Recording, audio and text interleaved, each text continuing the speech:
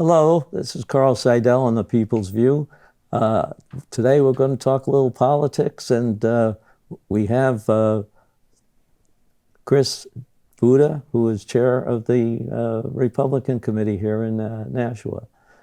Chris, how are you doing today? Are you Good. all Good. ready for the election? Yeah, this is something we've been waiting for, getting ready for all year long, and there's a lot of the interest is peaking up, and more and more people are getting excited about it. Well, we got to get out the votes, right?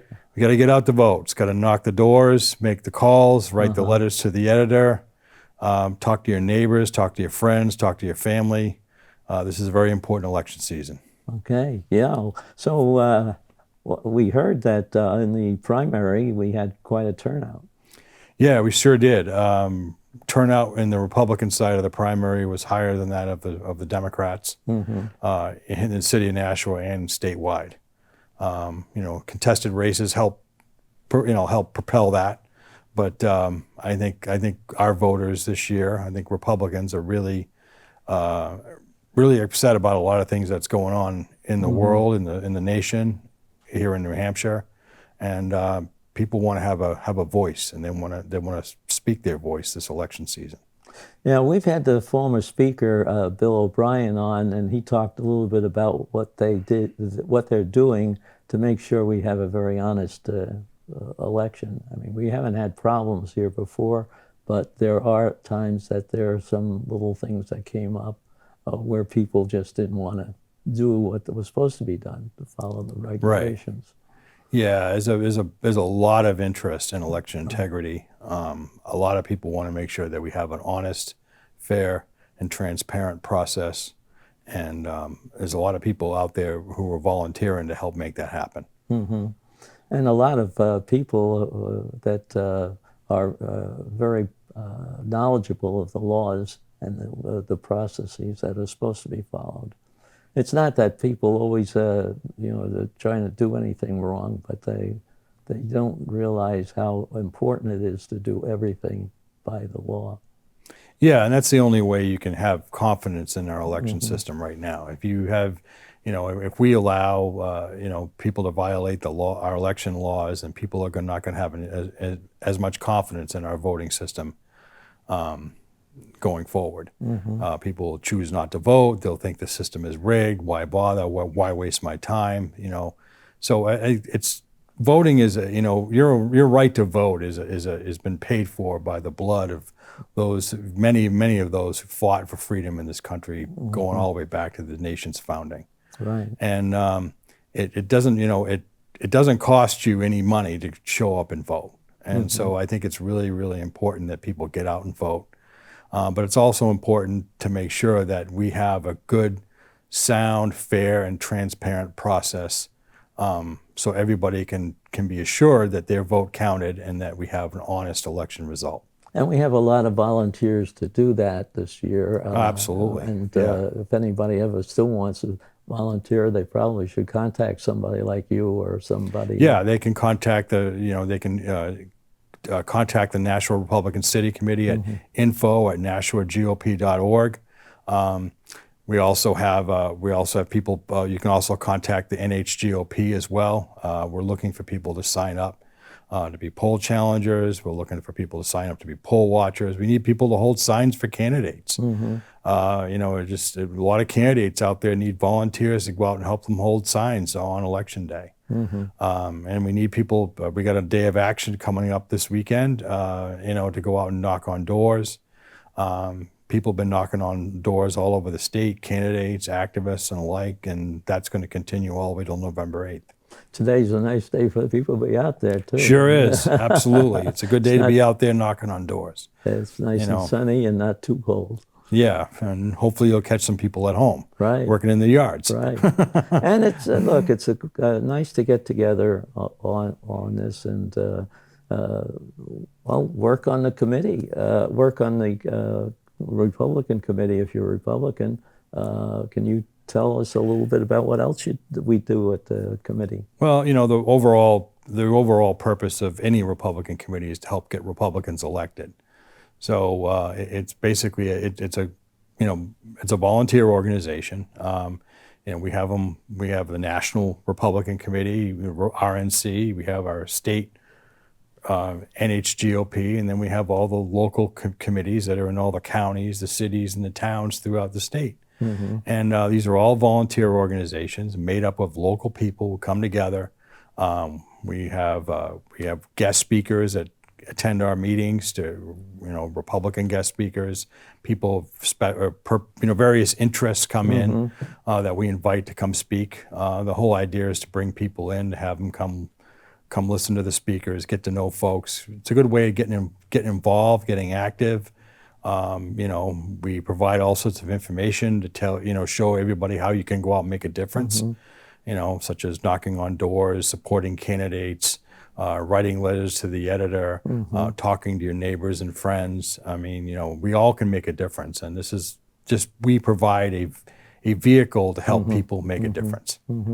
Well, we've had quite a few people here, even though it's an off-year election, that were interesting speakers that came in from other states. Sure, obviously absolutely. going to be candidates in 2 more years for some important jobs. Yes, in New Hampshire, First of the Nation primary, we're getting some hopefuls, presidential hopefuls coming here.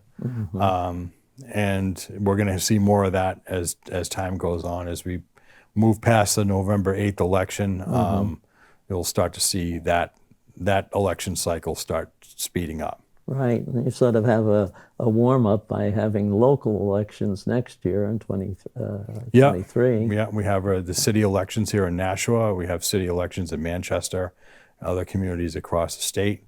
So I believe the mayor is up for re-election this year. We all the ward aldermen, some of the aldermen at large, and members of the Board of Education. So, and Public Works and Fire Commissioner and some of those other offices.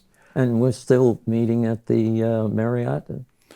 Right now we are, but we may be changing that meeting place going into next year. Okay. So we'll post that on our website when we do. So people can hear all about the things that we're going to be doing as we get ready for another election. Yeah, and absolutely. Also some social activities that will happen. Yes, we do have social activities. We have a Christmas party, and on occasion we've had a July 4th barbecue, and we may have another one of those. So and maybe something else.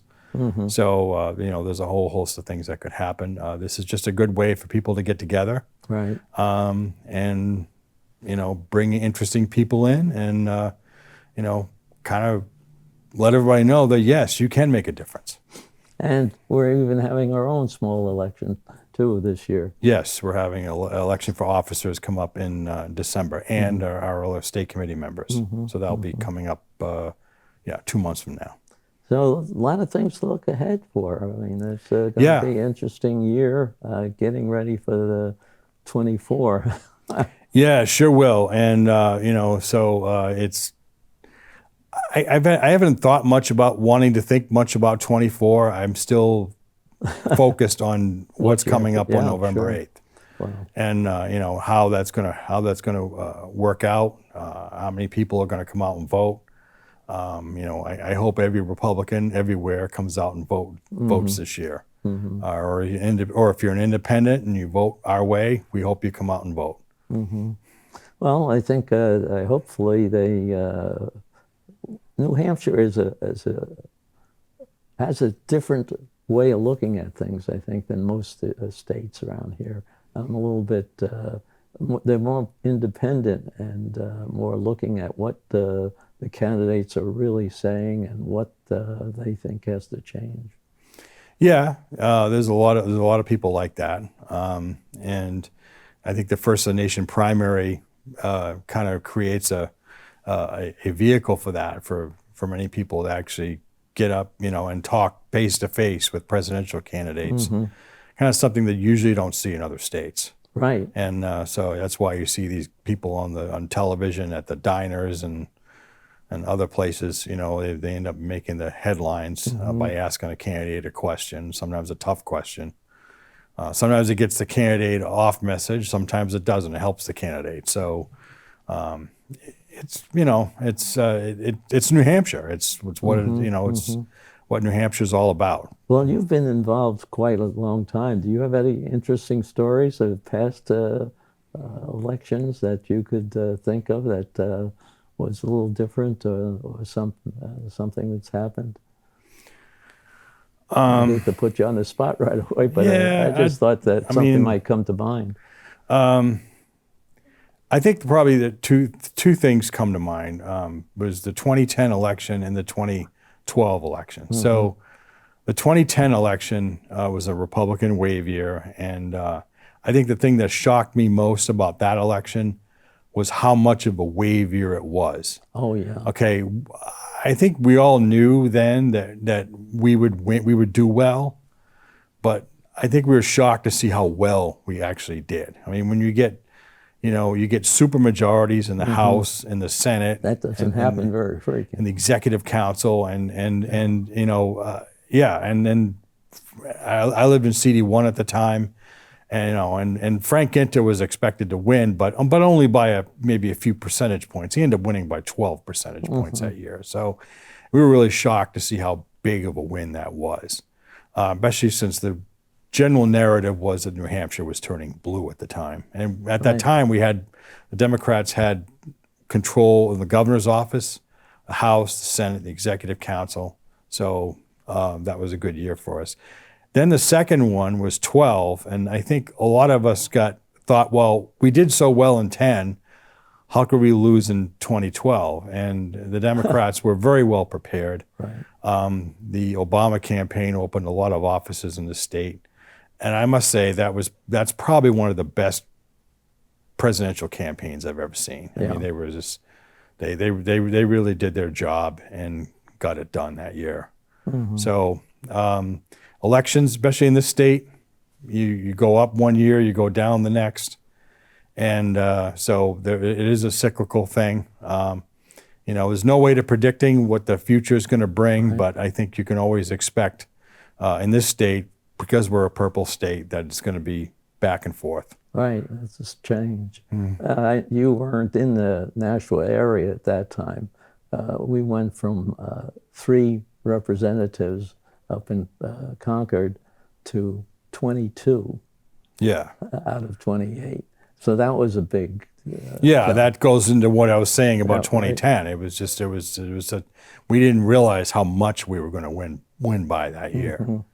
And then when 2012 came around, it went back again. It went back the other way. Yes. Well, not quite the same. Not at least it's half and half, I think. Now. Yeah. We didn't lose everything, but we lost quite a bit. So, this happens in this state, and this is if you're a Republican or a Democrat, you have to fight for every vote here. Oh yeah. It doesn't go away. There's no locks on anything. Well, that was my second year in the legislature, and I think it was something that surprised me, but also gave me a lot of opportunities and a lot of interesting time when I served up there in Concord. And I think you can be anybody, this is what happens in this state. You can be somebody that hasn't been active at all, and all of a sudden you've been elected to an office. Yeah, I've seen a lot of cases where that's happened. Yeah. Somebody they just all of a sudden got up out of the blue and said, I want to run for office. And next thing you know, they're getting elected. And they got to learn everything. They don't know anything when they get there. That's right. But it's a lot of fun learning, I'll tell you that. And you've had your experiences that way too, and just in handling different, I guess, towns. Yeah, I mean, I lived in Merrimack previously, and I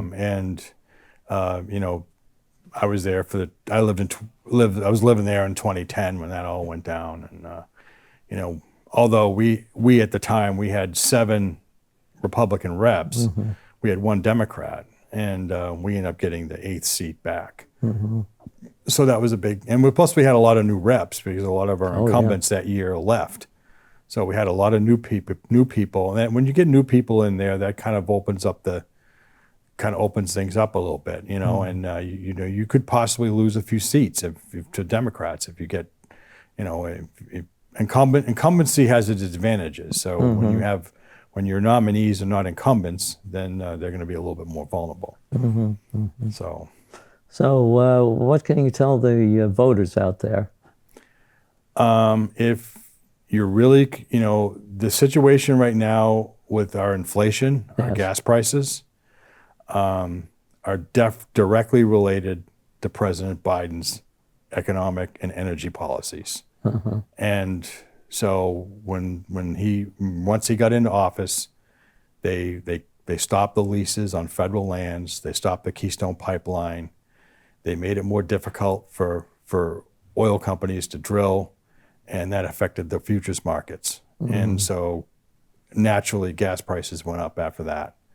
And the increases in the reduced supply of oil has contributed to the high price of gas prices going up. Gas prices going up contributes to inflation.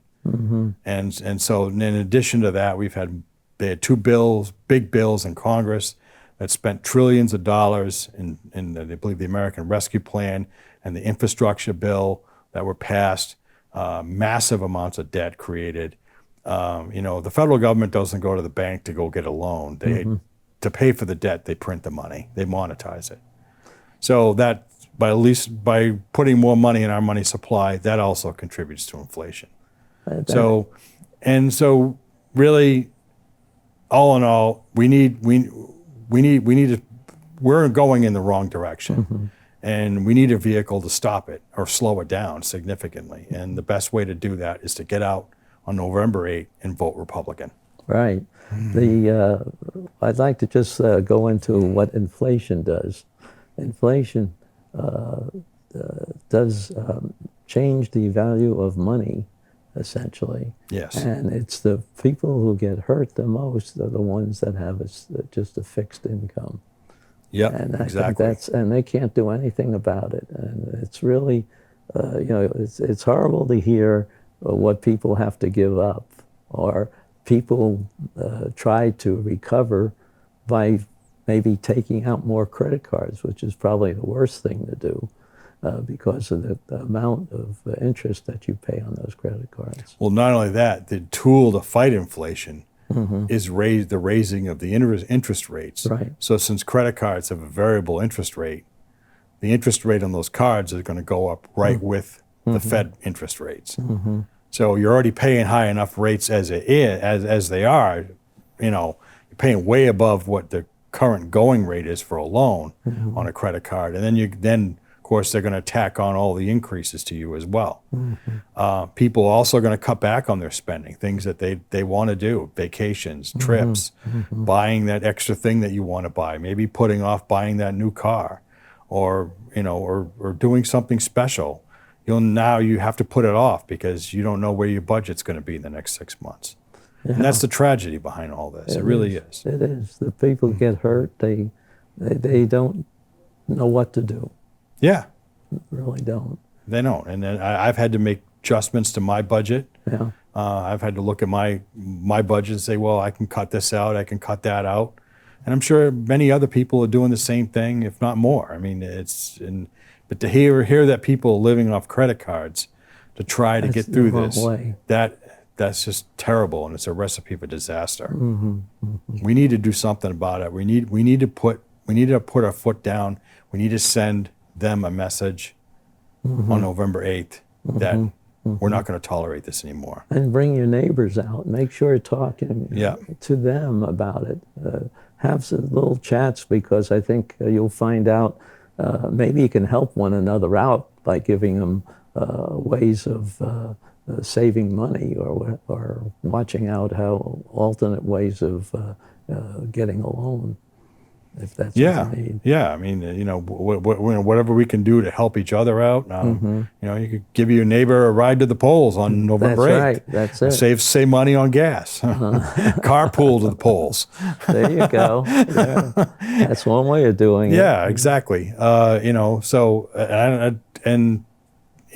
Unfortunately, I remember, I was young back in the 70s, but I do remember the inflation of that time. And I remember being a kid growing up, and, going down to the local store and buying a comic book and a soda, and 1 year it's 20 cents, quarter, whatever, and then a year later it's you're up to 50 cents now, and you really see it now. You're asking mom and dad for more money, and so we're waiting in a gas line. That's right. As a kid, That. there's nothing more boring than waiting in a gas line in the back seat of a car. So, the fact that we have to live through this again, I guess, they say history repeats itself. So I shouldn't be surprised that we're going through it again. But this is a big change.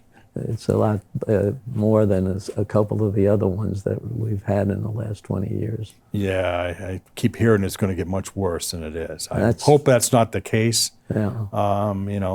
But unfortunately, that it could be true. Well, it's difficult the way they have the money and what they're committing us to for the next 20 years, because we're going to be paying back for all this high interest rate loan that we're taking out. Right. And it's not, the only thing I see positive is that our technology has really increased, and there's a lot of things that are developing. A lot of businesses are going to be doing something, but you have to know how money influences the whole thing. Yes. You can't develop something if you're still trying to refine it so that it can be sold, if you can't borrow the money to do that. Right. And higher interest rates that are going to be used to fight inflation are not going to help you get there. That's right. That's right. So everybody should talk about what we can do together, and maybe we can get the people elected who are willing to try something new to get this country back on its feet. Well, I mean, a more sound federal budget that is responsible compared to what we had would be a good start. I mean, there's no reason why we can't pay for what we need to pay for, right, at the federal, state, and local level without having to be irresponsible about it, like this Biden administration has for the last year and a half. Well, just like you said that you're fixing yourself, your budget, you're a little tight, you squeeze here and squeeze there, and you got a few dollars left over maybe. Yeah. That's what they need to do. They sure do need to do that. Okay. Because all they're doing is printing more money by spending more money. Right. That's really taking us out of it. Anyway, we've gone through this, and we hope we convince some of the people to get out and vote, and that we need to have this way the federal government as well as the state government handles their money, right? Yeah. Fortunately, the state government has done a pretty good job handling its money. They have surpluses up there right now. Because it's a Republican state government, they've been very, financially responsible with the money that they get from the taxpayers. But I can't say that in Washington. Yeah, definitely. So we need to send our Republican reps back up to Concord, right. And otherwise, that you want to maintain what we have up there. You want to keep a surplus up there. You want to keep fiscal responsibility. We need to send Republican reps and state senators and re-elect Governor Sununu up in Concord. Yes, and at the federal level, we need to make some changes there. Yeah, I think so. Big time. We need to have the votes go a little bit differently. That's correct. Okay, well, thank you for your time. Well, thank you. We'll see what happens and have you back later on. Yeah, and we'll see what the new legislature does. I sure hope we send some good people up there and they do the right thing. Okay. So, well, thank you very much. All right. Thank you, Carl.